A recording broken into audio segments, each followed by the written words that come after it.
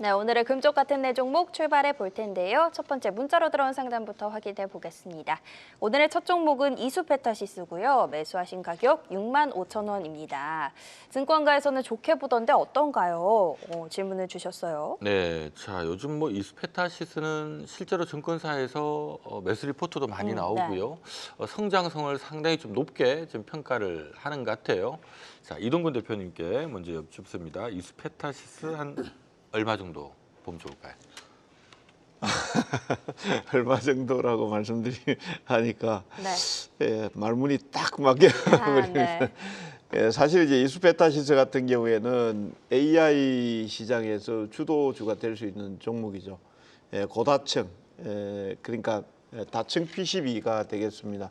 사실 이제 집적 회로라든지 이런 쪽에 들어가는 거는 다층 PCB가 핵심적인 어떤 역할을 한다라고 보시면 되겠는데, 요즘 이제 살짝 엔비디아에 대한 어떤 중국발 중국향 수출이라든지 이런 내용들이 약간 이제 막히는 부분에서 엔비디아 주가가 좀 시세는 분산이 되고 있습니다. 네. 그런 빈자리를 다른 또 그 반도체계 브로드컴이라든지 이런 쪽에서 지금 메꿔주고 있으니까요. 이수페타시스가 생산하고 있는 다층 PCB에 대한 수요는 또 지속이 되지 않을까 이렇게 싶습니다. 다만 이제 동사의 주가가 현재 지금 시가총액이 한 5조 원 정도가 형성이 돼 있는데, 지금 매출액이라든지 이런 내용도 25년도 기준에서 보면 한 1조 원대 정도, 영업이익이 한 1,800억 정도, 뭐 영업이익만 본다라고 하면 23년도부터 4년도, 5년도까지 지속적으로 성장을 하고 있는 국면이에요. 네. 반면에 이제 매출액하고 이런 내용들을 봤을 때는 조금 부담스러운 영역도 저는 분명히 있다라고 생각을 합니다. 다만 이제 지금 시점에서는 추세가 상당히 좋고요. 지난번에 이제 급락세를 보였다가 다시 이제 회복을 하면서 고점대를 돌파하는 이런 양상을 보여주고 있기 때문에 지금 우리 시청자님께서 지금 65,000원에 지금 매수를 네. 하셨다 그랬죠. 65,000원 같으면 아마 오늘 어저께, 그러니까 뭐 지난주 정도 매수를 하지 않았나 싶은데, 현재 AI 쪽에는 수요는 뭐 여전히 지속되리라고 생각을 하고 있고, 하이닉스 주가는 봐도 그렇거든요. 그래서 매도 단가는 제가 62,500원 제시를 하겠고요. 지금 시점에서 본다라고 하면은 적어도 한 7만 한 2, 3천 원대 정도까지는 가지 않을까 싶어요. 네. 오늘 거래가 터지면서 양봉이 나왔기 네. 때문에. 다만 이제 62,000원 선을 이탈하면은 좀 보수적으로 좀 접근하시라고 말씀드립니다. 네. 네, 자 이스페타시스가 사실 영업이익이 한 해 2천억 난 적이 없던 회사인데 지금 내년도 사상 최고 실적 영업이 2천억 넘길 것 같다라는 분위기고요. 최근 수주잔고 감안하면은 2027년, 2028년까지도 끄떡없을 것 같다라는 최근에 뭐 좋은 보고서들이 많이 흘러나오고 있습니다. 업계에서는 시총 한 6조 원 정도로 평가를 하고 있는 것 같아요. 그래서 대충 한 8만 원 부근 라인 정도로 목표가를 잡고 있는 것 같으니까 참조하시면 좋을 것 같습니다. 네, 뭐 오늘 반장님이 짚어주신 리포트도 역할이 있었고, 우리 이동훈 파트너가 짚어주신 그 탈 엔비디아 현상이라고 표현을 하더라고요. 그런 뉴스들이 겹치면서 급등이 나왔는데, 일단은 리스크 관리안에서는 62,500원 잡아주셨고요. 위로는 72,000원, 73,000원까지 짚어주셨으니까 전략 잘 세워보시면 될 것 같습니다. 자, 이어서 다음 상담도 문자로 들어온 상담 바로 확인해 볼 텐데요. 이번에 들어온 두 번째 종목은 클로봇입니다. 매수가 23,000원이고요. 언제 매도해야 할지 감이 안 옵니다. 이렇게 문자를 주셨네요. 네, 자 언제 매도를 해야 될지 감이 안 옵니다. 이거 사실 뭐 저도 그 감은 없는데, 네. 자 언제 매도를 하면 좋을까요? 필이 올 때. 필이 올 때. 그게 아니라 제가 이거를 9월 2일 아침 방송에서 네. 전화 연결할 때 추천한 종목이에요. 관심을 갖고 보고 있다. 매수해 볼만 하다라고 했던 자리가 9월 2일 자리였는데, 그때 이제 23,000원, 25,000원 구간에 왔을 때 단기 포지셔닝은 조금 정리를 해도 되고, 조금 중장기로 본다면 좀 더 두자 정도로 말씀을 드렸었는데요. 오늘 왔잖아요. 23,000원 윗구간이. 이제 고점이 23,700원까지 왔었는데, 지금 여기는 수급을 조금 계속 맞을 수 있는 구간이고요. 제가 이제 이 로봇과 이쪽 섹터를 보자고 한 이유가 뭐냐면, 오늘도 이제 고용 문제를 가지고 말이 많았고, 또 LG 엔솔 문제를 가지고도 약간의 우려 섞인 시각들도 좀 있었죠. 근데 사실 지금 고용 지표상 고용 수치가 안 좋게 나오고 있다라고 하는 게 단지 경기가 안 좋다로만 해석은 좀 불가능하거든요. 파월 의장도 얘기를 했듯이 고용은 현재 공급과 수요 모두의 문제다라는 점. 네. 그리고 사실 중요한 내용을 던져준 게 있어요. 시사점을 던져준 게 있어요. 바로 불법 이민자들과 우리도 그 영향을 받았지만 사실 지금 기업의 입장에서도 그렇고 노동자들의 입장에서도 그렇고 고용 서베이에 참여하기가 꺼려지는 거죠. 그러니까 실질적으로 집계되고 있는 수치보다 훨씬 더 낮은 수치가 집계될 수 있다라고 하는 민간 조사 분석 결과들이 있습니다. 앞으로 이제 연말까지 이민국에서는 꾸준하게 하루 3,000명 이상을 쫓아내야만 올해 목표가 100만 명이에요. 100만 명을 다 추방을 할 수가 있거든요. 그러다 보니까 몸을 사리는 거죠. 기업의 입장에서도 사실 새로운 인력을 구한다는 것도 그렇고 비용적인 부분도 좀 생각을 해봐야 될 거고요. 그렇다고 그 자리를 고학력자들이 들어올 수도 없을 것이고 네. 자, 이런 것들이 계속 문제가 되면 당연히 금리에 대한 기대치가 높아지겠지만 금리 인하에 대한 기대치가 사실 그조차도 고용이 정상적인 흐름이 아니라면 그로 인해서 만들어진 금리 인하에 대한 기대치도 약간은 과장됐을 거 아닙니까? 하지만 시장은 그렇게 생각하는 사람들이 많으면 그 흐름이 나가거든요. 변동은 좀 나올 수 있겠죠. 더욱이 이번 주는 우리 시장 동시만기란 말이죠. 동시만기 수급이 꽤나 복잡하게 좀 얽혀 있는데 이런 저런 점들을 들어서 기존의 주도가 강하게 움직이거나 그렇다고 해서 뭐 삼전을 비롯해서 초대형주들이 계속 지수를 받칠 수 있는 상황은 아니에요. 그럼 등락을 계속 교차 상승과 흐름을 받아내게 될 것이고 차라리 지수 흐름하고 조금 관계가 없는 종목들. 그래서 코스피보다 코스닥이 조금 더 센 흐름이 나오는 거거든요. 그럼 이제 AI라든가 성장성과 실적이 뒷받침될 수 있는 것들 이런 것들 위주로 좀 수급이 들어갈 테니까 그런 전차로 지금 이런 로봇 관련주나 한동안 쉬었던 것들이 좀 움직인 거예요. 그러면 이 흐름은 동시만기 전까지도 목요일 전까지도 조금 이어질 수 있을 거라고 보거든요. 그래서 저는 이게 계속 상승한다라고 하는 거는 중장기 관점으로만 본다는 너무 좀 막연하잖아요. 네. 그래서 다시금 23,000원과 25,000원 구간 오게 되면 좀 비중을 좀 줄여내셨다가 차후에 딛고 다시 가는 걸 보고 매수하는 것도 나쁘지 않다. 혹은 지금 수익 중인 종목군들 좀 청산의 현금을 만들어 두면 다시 움직일 수 있는 순환매 그리고 이후에 움직일 수 있는 주도를 매수할 수 있는 기회가 생기잖아요. 그래서 좀 조금 한 템포 떨어져서 너무 큰 것에 대한 기대만 하지 말고 가져올 것만 기대하지 말고 이후에 더 싸게 더 많이 가져갈 수 있는 기회 이 부분에 좀 포커스를 맞췄으면 좋겠습니다. 네. 네, 자 요즘 뭐 로봇 관련주들은 노란봉투법 얘기만 나오면 꿈틀대고 하는데 오늘은 노란봉투법 얘기도 좀 나왔었고 또 이제 미국 조지아주 이민국 얘기도 네. 나오고 막 이러다 보니까 오늘 로봇주들 한번 또 약간 테마성이 좀 불긴 풀었던 것 같습니다. 어찌됐든 우리가 먼 미래를 보면 로봇들이 인간의 일자리를 상당 부분 대체할 거는 뭐 자명한 사실입니다만은 이제 그런 기대감에 또 주가 잔뜩 올랐는데 뭐 당장은 아니네 이러면 또 네. 주가는 또 빠지기 마련이니까 약간 테마성 종목들은 이런 테마 이슈가 불거지면서 올라갈 때는 조금 좀 차익 실현하는 기회를 네. 활용하는 것도 나쁘진 않을 것 같습니다. 네, 이런 테마적인 이슈도 있고 또 짚어주신 동기만실 전까지의 변동성도 있고 그러니까 23,000원, 25,000원 구간에서 다시 한번 비중 조금 축소해보자 이렇게 전략을 세워주셨습니다. 참고해 주시고요. 저희는 다음 상담 바로 확인해 보겠습니다. 이번에는 상담 전화로 연결되어 있네요. 시청자님 안녕하세요. 네, 안녕하세요. 네, 감사합니다. 안녕하세요. 네, 오늘 어떤 종목 궁금하실까요? 제가 SK 바이오팜이고요. 네, 매수가가 98,000원인데요. 네. 네, 이게 어느 정도까지 가서 매도를 해야 될지 그게 좀 궁금해서요. 매도하실 가격이 궁금하신 거죠? 아, 예. 요거 어떻게 조금 길게 보고 매수하신 거예요? 아니면 그거는 아니시고? 아니, 길게 보고 했는 게 이게 네네. 올라가다가 그냥 또 조금 빠지고 해서 그냥 한번 그냥 지금 또 올라가다가 또 조금 네. 가다가 또 빠질란가 싶어서 아. 그냥 조금 이 정도 어느 정도 올라가면 매도를 네. 하고 또 네. 근데 수익 챙기고 또 이제 그렇게 하고 싶어서 전화드렸어요. 알겠습니다. 그럼 어쨌든 전략이 조금 필요하신 것 같으니까 저희가 한번 여쭤봐 드릴게요.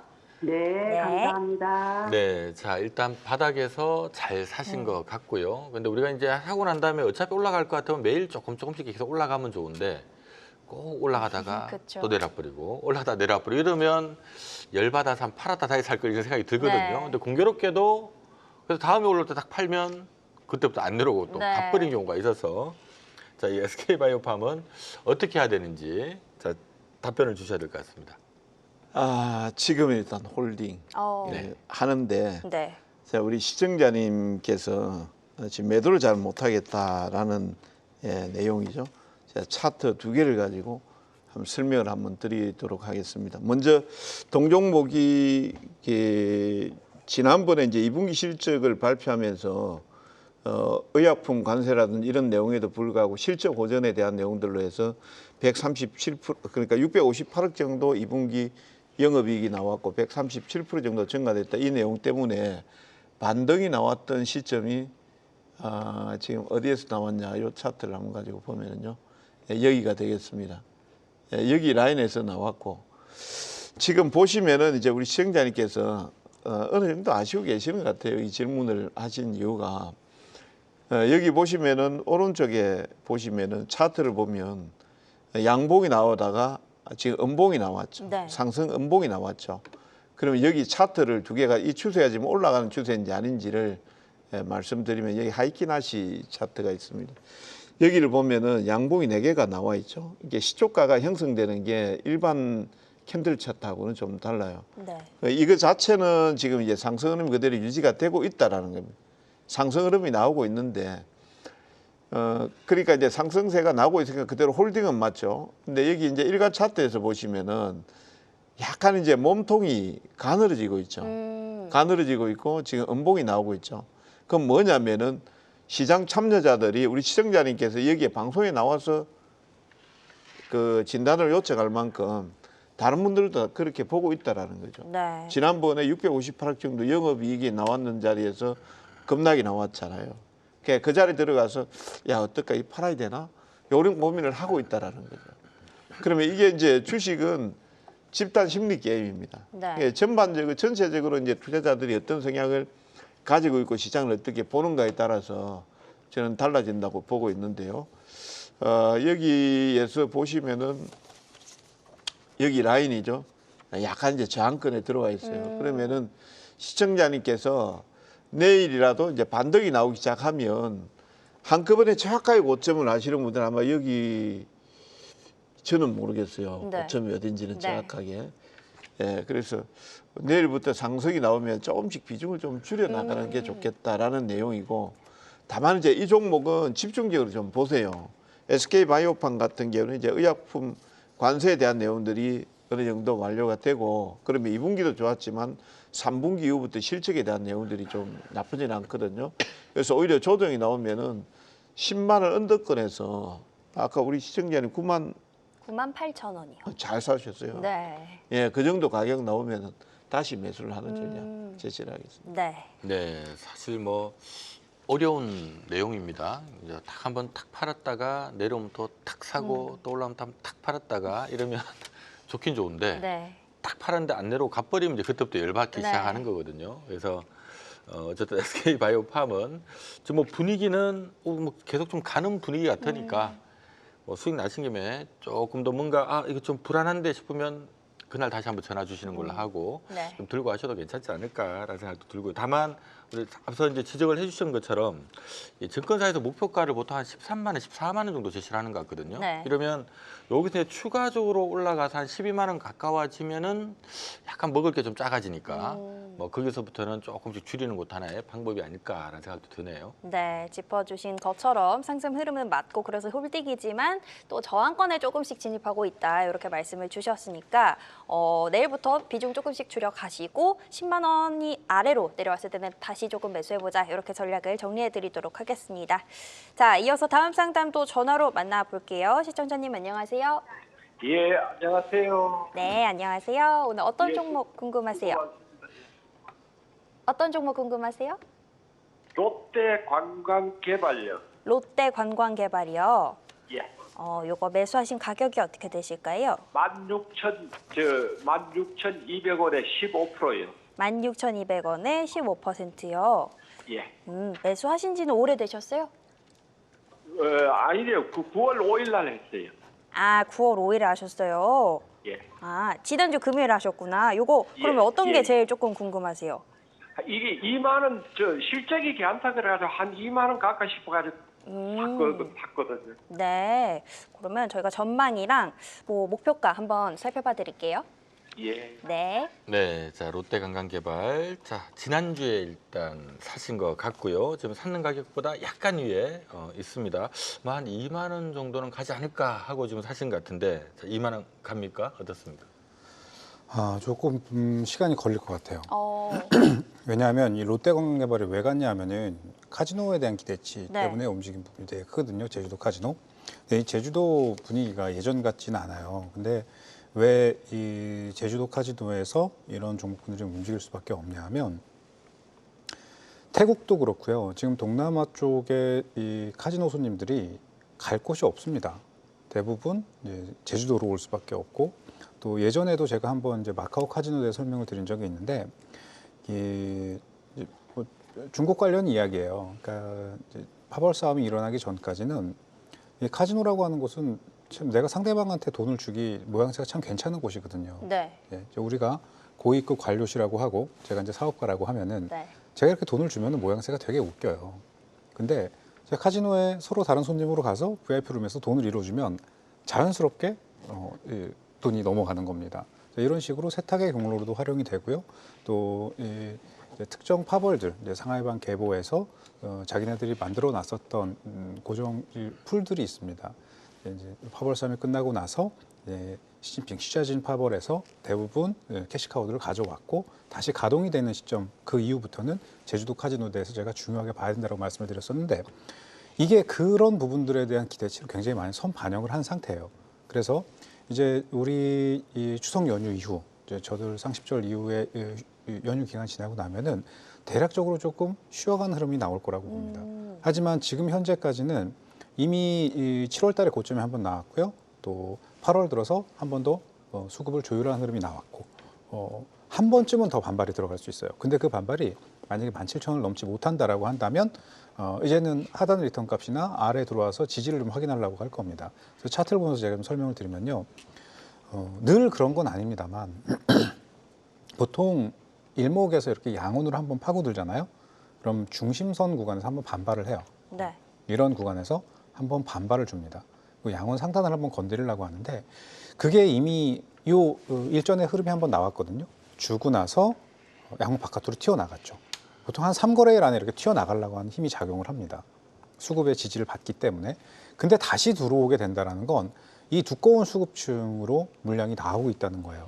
그 안에서도 공방은 벌어지겠죠. 네. 양원 안에서는 되게 큰 방향이라고 하는 게 설정이 되지 않고 이탈하려고 하는 힘, 이탈하려고 하는 힘, 물량이 넘어가려고 하는 힘들이 계속 작용을 하게 돼요. 네. 그래서 지금은 그 힘을 이기고 매수세가 들어온다면, 즉 17,000원 위로 올릴 수 있는 힘이 또 만들어진다면 한 번 더 딛고 가려고 하는 액션이 나오겠지만, 오히려 그 힘을 이기지 못하면 물량이 쏟아질 수 있습니다. 급등 패턴이라고 하는 것도 만들어졌는데 완성이 되지 않으면 급 락 패턴으로 바뀌어버리거든요. 누군가가 준비해 놓은 수급들이 쏟아지게 되어 있단 말이죠. 그래서 지금 현재 이 종목이 아래로 들어와야지 되는 약간 수치적 의무값 같은 것들이 있어요. 14,000원 초반대까지 잡혀 있는데 좀 이제 시청자분께서 듣기에 조금 거북할 수도 있습니다만 네. 지금 그런 점들은 좀 유의해서 봐야 된다라고 좀 말씀을 드리고 싶고요. 그래서 다시 15,700원 아래로 깨고 내려가면 물타기는 하지 마시고요. 좀 기다리셨다가 15,700원을 딛고 올라오는 걸 보고 추가를 하셔서 17,000원 구간을 보면 좋을 것 같고, 이대로 17,000원 흐름 한번 수평 횡보하다가 준다고 하면은 좀 비중 좀 줄여내셨다가 차후의 흐름을 대응해 보는 것도 나쁘지 않다.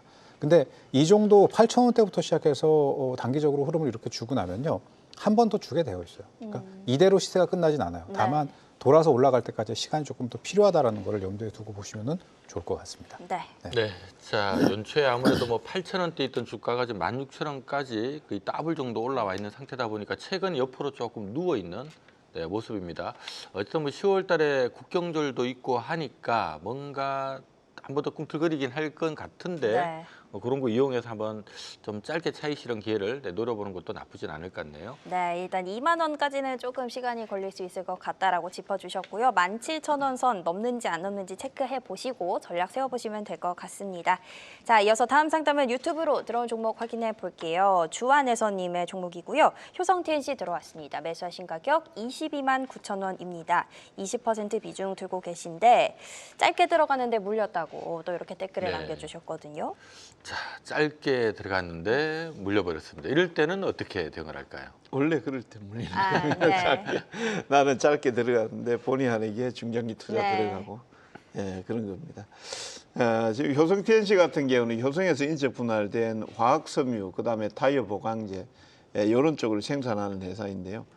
지금 뭐 아시다시피 경기라든지 이런 내용들이 주식시장은 올라가고 있지만 경기 자체가 그렇게 좋지는 못합니다. 그러다 보니까 화학 섬유라든지 이런 쪽의 수요, 그다음에 타이어 보강제라고 그래죠. 자동차 같은 경우에도 미국의 관세 문제라든지 이런 내용들 때문에 전반적으로 전방 산업에 대한 전망치라든지 이런 내용들이 좋지 않다 이렇게 네. 보시면 되겠고요. 그리고 이제 동사 같은 경우에는 작년도는 영업이익이 지금 보니까 한 1,800억대 정도 나왔는데요. 네. 지금 올해 같은 경우는 1,500억대 정도 예상을 하고 있습니다.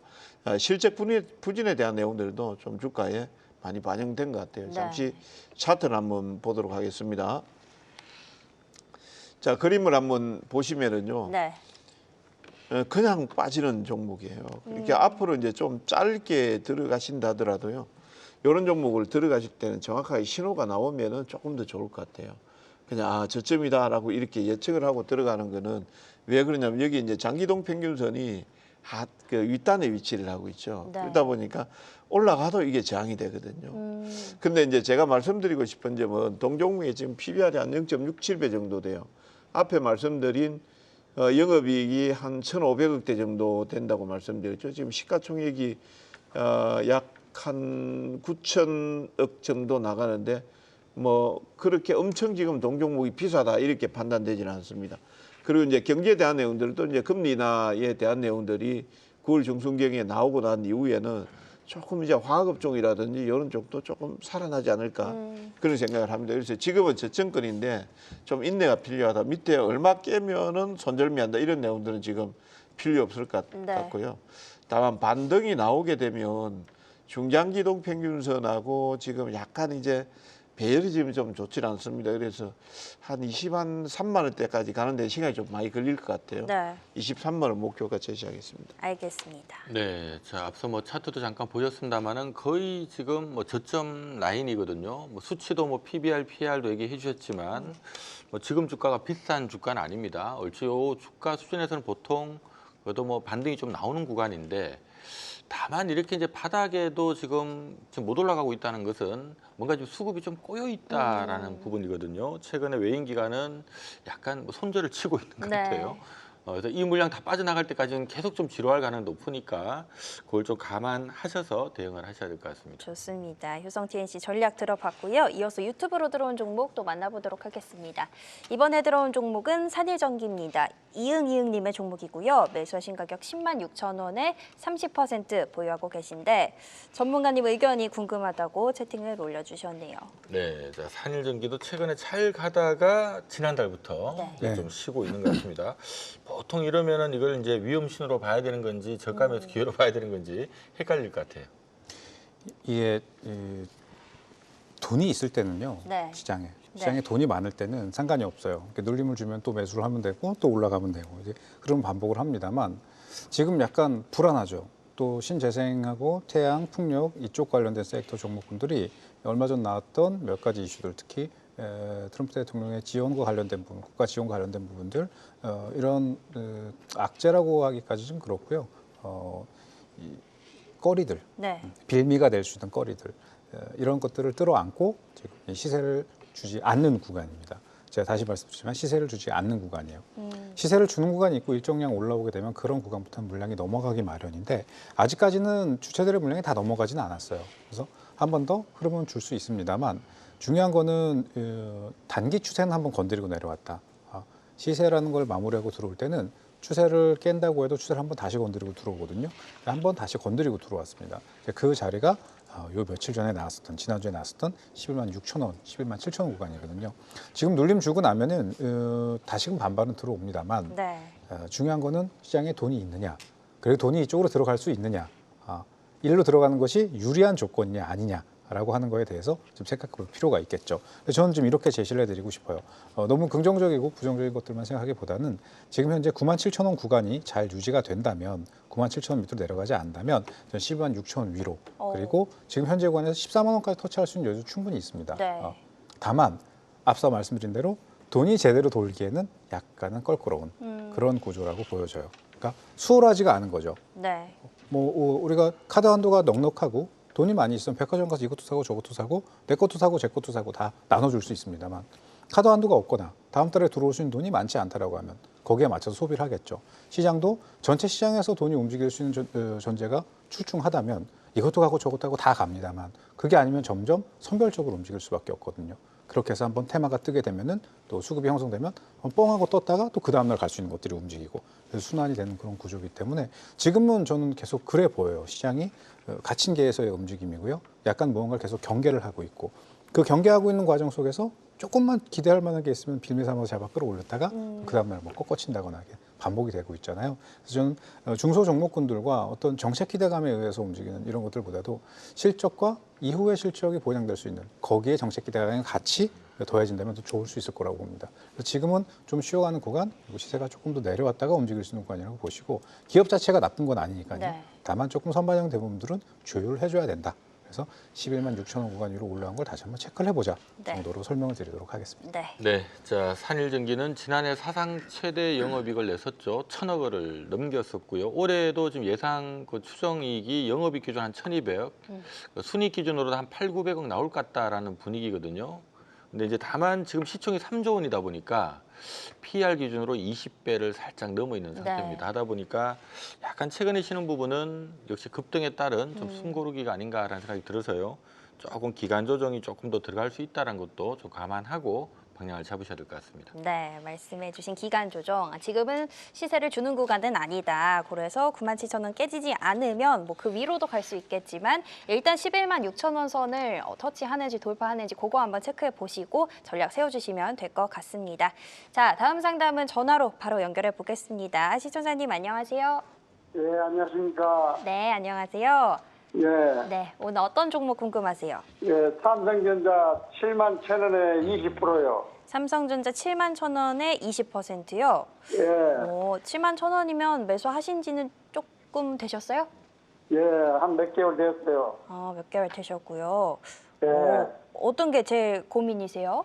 안 올라가니까 한번 궁금해서 전화했습니다. 안 올라가세요. 네. 알겠습니다. 요거 어쨌든 삼성전자 그러면 뭐 비중은 20%시면 조금 뭐 더 추가 매수하실 의향도 있거나 더 길게 보실 의향도 있거나 그러세요? 예, 알겠습니다. 저희가 그러면 살펴봐 드릴게요. 삼성전자. 예, 네. 자, 대한민국 시가총액 1위 기업, 또 역시 대한민국을 대표하는 기업이기도 하죠. 우리 삼성전자. 오늘 종가가 7만 100원인데 네. 7만 1,000원에 사셨으니까 네. 1,000원이, 그러네요. 900원이 900원. 마이너스가 나 있습니다. 자, 뭐 워낙 우량한 기업이고 안전한 기업이기 때문에 뭐 크게 빠지고 할 기업은 아닌데 그래도 좀 무겁긴 무겁죠. 네. 과연 가긴 가는 건지 언제 가는 건지 어떻습니까? 저는 7만 원 밑에서는 아래에서는 그냥 계속 매수하시라고 말씀드리고 있습니다. 네. 방송에서도 그렇고 네. 아마 3분기, 4분기는 아마 삼성전자가 엄청나게 좋아질 가능성이 있다. 저는 그렇게 보고 있습니다. 왜 그러냐면은 물론 이제 반도체 품목별 관세라든지 이런 내용들이 나오지 않았지만 뭐 관세 나와봤자 저는 15%라고 보거든요. 네. 예, 어차피 뭐 최국 대우 미국하고 유럽하고 반도체 관세가 결정이 됐으니까 15%라고 보고 있고 그다음에 또 문제가 됐던 부분들이 뭐냐면은 미국이 원천 기술을 가지고 있는 반도체 장비에 대해서 건별 허가를 받아야 된다 이런 내용들이 문제가 됐었는데 오늘 기사 내용 나온 거 보면은 미국산 반도체 장비에 대해서 반출 검토를 한다, 허용 검토를 네, 한다라는 내용인데 그 내용이 뭐냐면은 1년에 한 번씩 포괄적으로 허가를 해준다라는 거예요. 그렇기 때문에 사실은 뭐 완전히 고대형 메모리나 하이엔드 제품이 중국 쪽에 생산이 된다 그러면은 설비나 장비들이 뭐 금세 바꿔질 수도 있겠지만 사실 이제 중국 쪽에는 랜드 플래시나 그다음에 또 레거시 메모리 쪽 그쪽이니까 1년에 한 번 정도만 해도 저는 충분히 가능하다라고 보고 있습니다.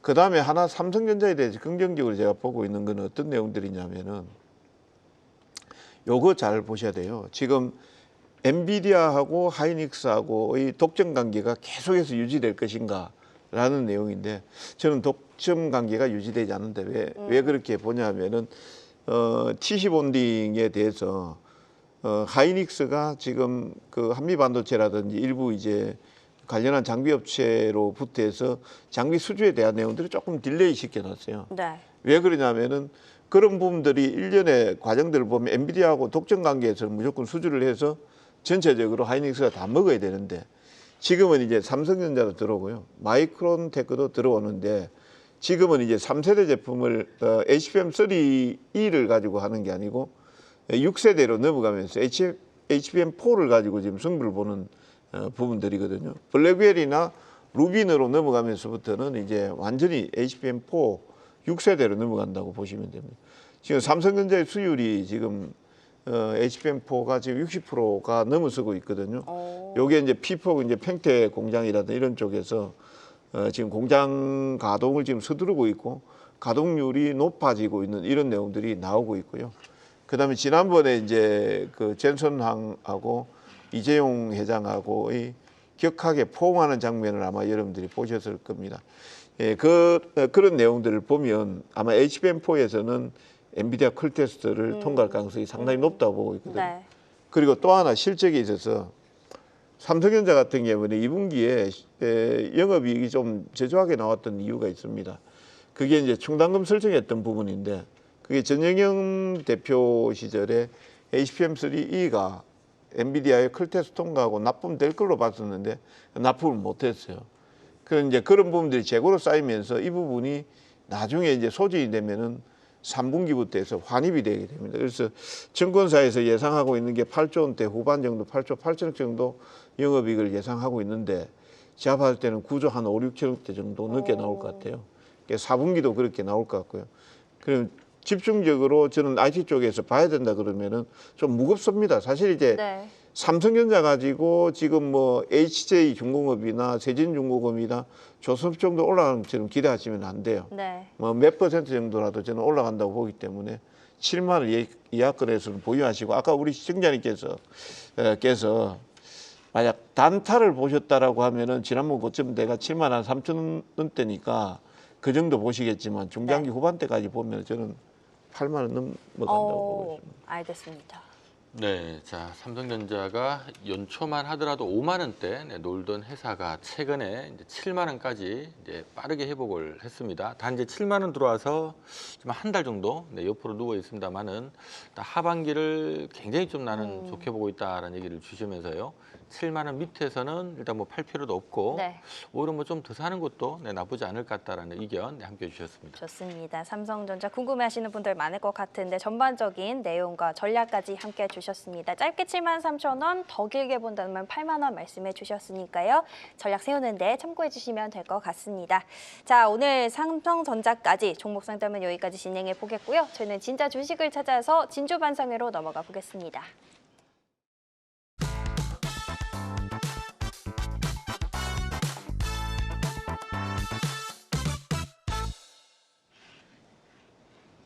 네, 이제 두 분이 가져오신 진짜 주식도 바로 확인해 볼 텐데요. 오늘의 주제부터 만나보도록 하겠습니다.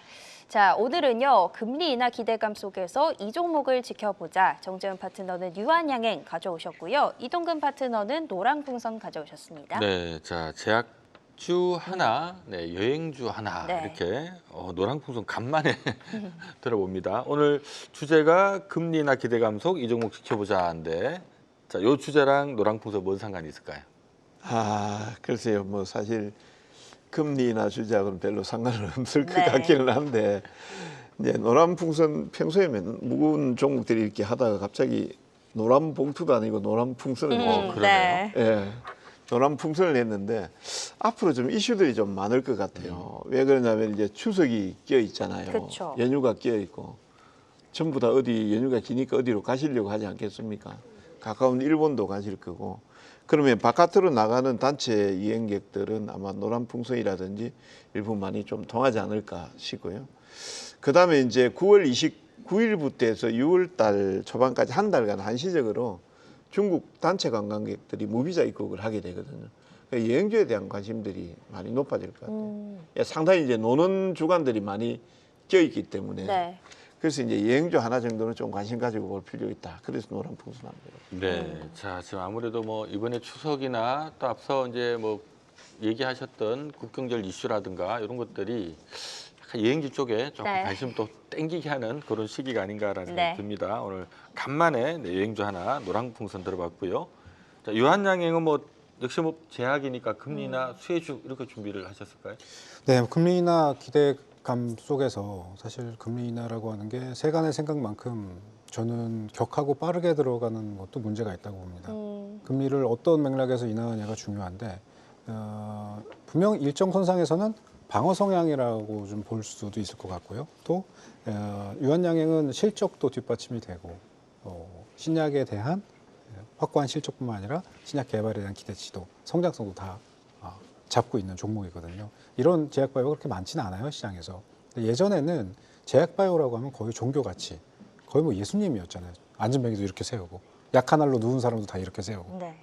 하지만 뭘로 투자를 했나요? 투자를 받아서 투입을 한 비용이었지 벌어서 한 게 아니었잖아요. 어떤 기업들은 우리 회사는 실적이 없습니다. 투자받은 돈으로 모두 다 R&B에 쏟아붓고 있습니다. 자랑처럼 이야기를 했던 기업들도 있었단 말이죠.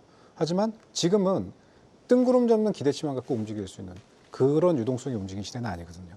금리를 인하한다고 해서 유동성이 풍부해지는 시기도 아니란 말이죠. 있는 유동성이 얼만큼 회전할 수 있느냐를 이야기하는 구간인데다가 경기에 대한 우려가 살짝 잔재하고 있는 구간이라서 저는 실적과 기대치라고 하는 것, 거기에 정부 정책과 테마라고 하는 것이 섞여진다고 하면은 더 빠르고 혹은 높은보다는 견고한 흐름에 좀 주목을 해봐야 되겠죠. 네. 큰 시세가 났기 때문에 누웠던 흐름이 나왔고요. 이제 조금 탄력적으로 한 번씩 흐름을 주는 구간이라서 저는 좀 중장기 관점도 그리고 단기 관점에서도 괜찮은 종목이라고 생각해서 이번 주는 유한양행을 가져와 봤습니다. 네. 자, 뭐 워낙 유한양행은 좀 안전하고 좀 무거운 기업입니다만 최근에 증권사에서 목표가 16만 원, 17만 원 이런 제시하는 보고서도 나오고 있으니까 참조하시면 좋을 것 같습니다. 좋습니다. 두 분이 준비해 주신 종목 노랑풍선과 유한양행까지 만나봤습니다.